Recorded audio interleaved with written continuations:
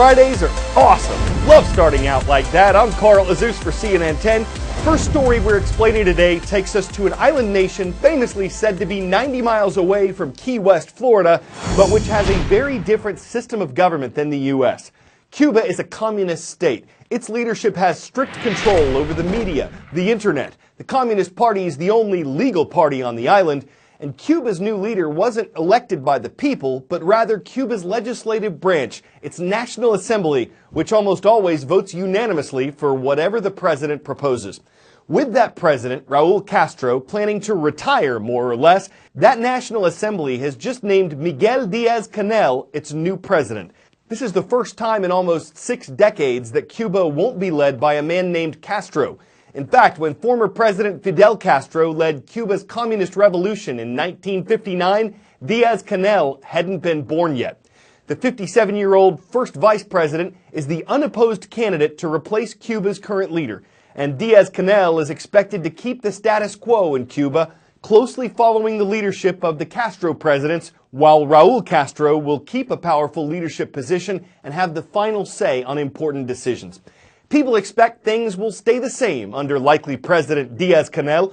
The communist government's supporters on the island say it'll continue on its course even without the Castros.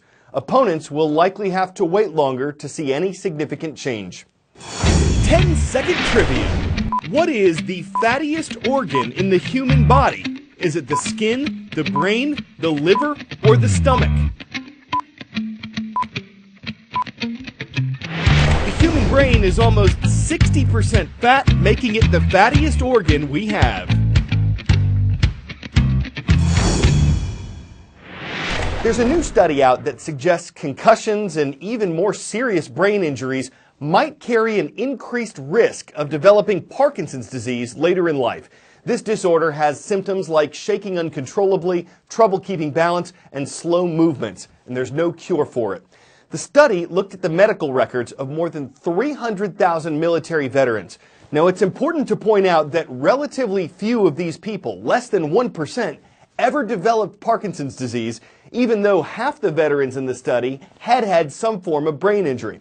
But among the nearly 1,500 who did develop Parkinson's, almost 950 had had a traumatic brain injury, while just over 500 had not. Researchers concluded that brain injuries carried a greater risk of developing Parkinson's later on, at least among those who actually got the disease. It's one example of how scientists are constantly exploring the brain for symptoms of injuries that could lead to earlier diagnoses and maybe even a cure for brain diseases. In order to protect athletes, tech is studying one of our smallest features. When your eyes are working normally and you're following something across your field of vision, your eyes will smoothly track that. When somebody has a concussion, suddenly the ability to track that becomes very erratic, and your eyes are having trouble focusing, so they move in very varied patterns and varied speed. So we can pick up a concussion using the iGuide Focus. Perfect. 3, 2, 1. You see that white dot appear? Follow that with your eyes as close as you can. Your ability to follow an object with your eyes is called tracking. A concussion breaks down how your brain and eyes normally talk to one another, so smoothly tracking after a bad hit is difficult. That's what the iGuide Focus records. Your results are taken before and after an event. So you can see in the blue was the baseline he did before the bout. The green was about 5 minutes after he had what we call a flash knockout, a very quick knockout.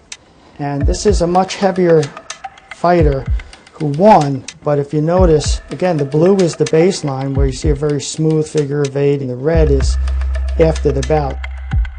It's a supplement to the physician evaluation and the normal criteria that we follow: changes in speech, memory, concentration, reaction time, and eye movements.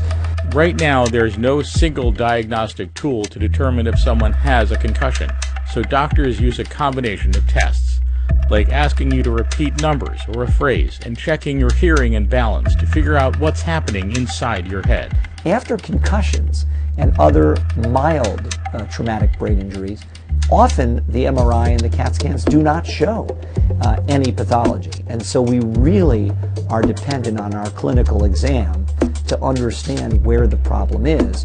And there are a lot of different ways to look at the neurological function of the patient, but eye movements are something that we can look at and quantify.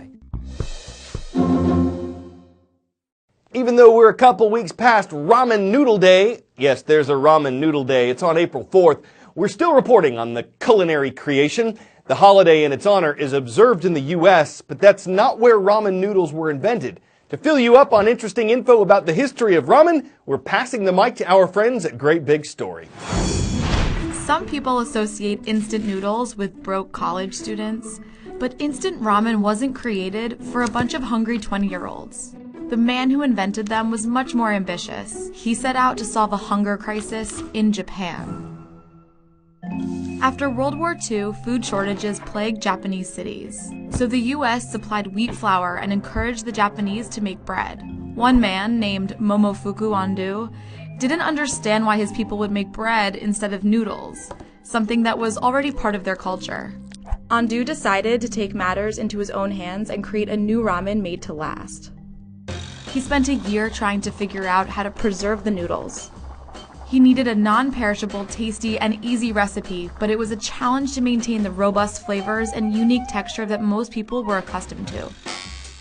It wasn't until his wife was making dinner one night and he threw some noodles in a bowl of hot tempura oil that he realized flash frying the noodles was the answer he had been looking for.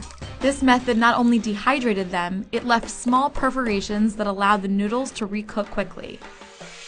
And there you have it. Instant ramen noodles became an instant success. Ando's products gained notoriety when he introduced the packaged ramen in the 1950s and later cup noodles in 1978.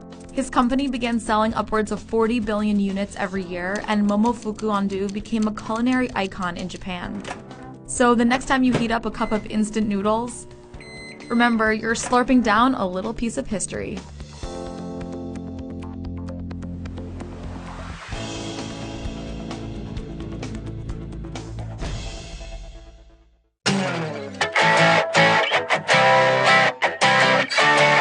If you or someone you know has struggled to assemble furniture, this could be a welcome sight, at least if you've bought a solid pine Stefan chair from IKEA. That's what researchers in Singapore taught this robot to build. It failed a few times along the way, but it eventually learned to observe, plan, and finally assemble the chair, taking a little over 19 minutes to do it if you don't count the 3 years researchers spent programming the robot. So was it a good IKEA? You can at least see what the big IKEA was. It's far easier to have a seat than to build one. And if you're the chair of a research lab, you want to make sure a project stands on its own before you sit back and chair at the results. Oh yeah, seat puns. They always have a leg to stand on. I'm Carl Azuz, and CNN 10 hopes you have a great weekend.